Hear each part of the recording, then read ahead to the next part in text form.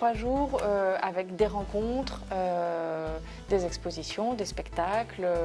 Donc c'est vraiment une programmation littéraire générale, mais il y a aussi une programmation consacrée à la jeunesse, dont cette exposition fait partie, et une programmation BD.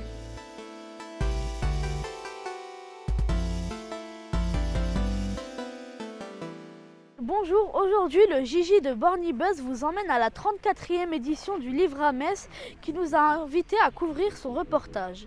Pour cet événement, nous allons interviewer quelques auteurs, vous montrer des ateliers, en espérant que ça vous plaira. C'est parti!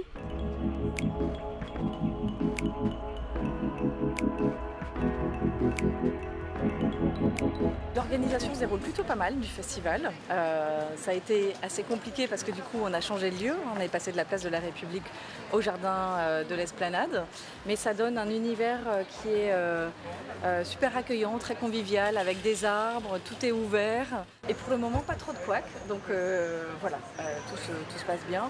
On attend de voir comment ça va se dérouler par la suite, mais je suis assez optimiste. J'écris pour les enfants, les ados, les adultes, dans plein de genres différents. J'avais des histoires à raconter et j'avais envie de les partager avec des gens. Donc le plus simple, c'était quand même ça. J'ai eu une jeunesse un peu particulière où j'ai pas eu beaucoup de télé, on va dire ça comme ça. Et j'étais en pension et tout ça. Et donc à l'époque, je lisais beaucoup. Et puis voilà, c'est des livres d'autres auteurs. C'est les livres de Jules Verne, les livres de Tolkien, Le Seigneur des Anneaux. J'étais un gros fan quand j'étais jeune.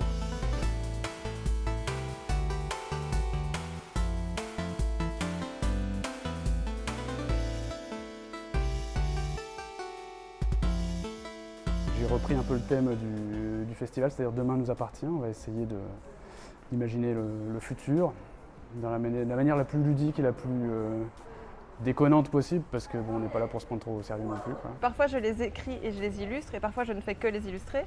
Et quand je les écris et que je les illustre, et donc c'est moi qui décide un peu tout, je pense que c'est des univers très mystérieux, avec beaucoup de nature, beaucoup d'animaux, et énormément de questions sans réponse, comme ça, de mystères qui planent.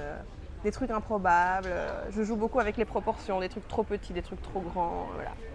Ton regard noir fend comme une meurtrière, ton visage blafard et poupon. Tu as fait ton sac sur un coup de tête, un jour un peu plus sombre que d'habitude, une sonnerie un peu plus stridente que d'habitude.